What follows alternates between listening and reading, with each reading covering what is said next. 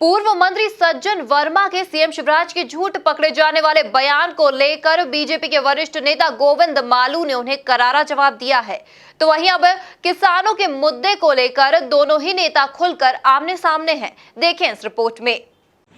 माननीय शिवराज सिंह चौहान जी, चुनाव जीतने की जुगाड़ में रोज कितने झूठ आप बोल रहे हैं। मैं आपके 3 झूठ आपके सामने रख रहा हूँ। मेहरबानी करके प्रदेश की जनता को इसका जवाब जरूर देना। संबल योजना का खूब ढिढोरा पीटा आपने। 15 दिन से संबल योजना का पोर्टल खुल नहीं रहा है। लोग मारे मारे फिर रहे हैं, रजिस्ट्रेशन हो नहीं रहे, क्योंकि आपने लालच में सिर्फ ये आदेश दिए अधिकारियों को कि 28 विधानसभा में जहाँ चुनाव है वहीं संबल योजना के पोर्टल खोलो, वहीं रजिस्ट्रेशन कराओ। लाखों नागरिक भटक रहे हैं, ये झूठ का जवाब जरूर देना।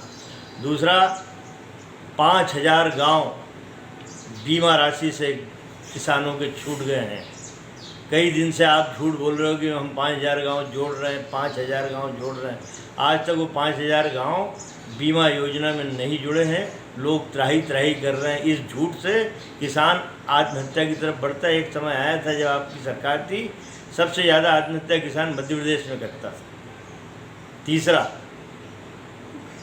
अभी फसलें नष्ट हुई सोयाबीन की, 1 पैसा भी मुआवजा किसी को अभी तक मिला नहीं। कहीं सर्वे नहीं हुआ, कुछ नहीं हुआ। गांव का किसान भटक रहा है, जान हथेली पे लेके भाग रहा है इधर से उधर। कब दोगे इसका मुआवजा? सोयाबीन की फसल नष्ट हुई है। इन 3 बात का जवाब दे देना, तब लगेगा कि एक मुख्यमंत्री की संवेदनाएं जीवित हैं, वरना तुम सिर्फ राजनीति करने वाले हो, जनता की भलाई करने वाले मुख्यमंत्री नहीं हो। पूर्व मंत्री और कांग्रेस के वरिष्ठ नेता सज्जन सिंह वर्मा जी ने मुख्यमंत्री जी से 3 सवाल पूछकर अपनी असफलता और अधूरी जानकारी सिद्ध की है। मैं समझता हूं कि पहले उनको जानकारी लेना चाहिए, उसके बाद आरोप लगाना चाहिए। पहला, उन्होंने कहा कि संबल योजना में रजिस्ट्रेशन नहीं हो रहे हैं। तो उनकी सरकार ने तो संबल योजना का एक भी रजिस्ट्रेशन 15 महीने में नहीं किया, बल्कि 65,000 नाम और निकाल दिए। हमारी सरकार ने संबल योजना मजदूरों के लिए है, मजदूरों की सुरक्षा के लिए है, मजदूर सुरक्षा योजना है।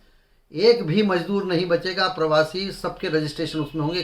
खुला उसमें निर्देश और हो रहे हैं, सब उनकी योजना का लाभ भी मिल रहा है।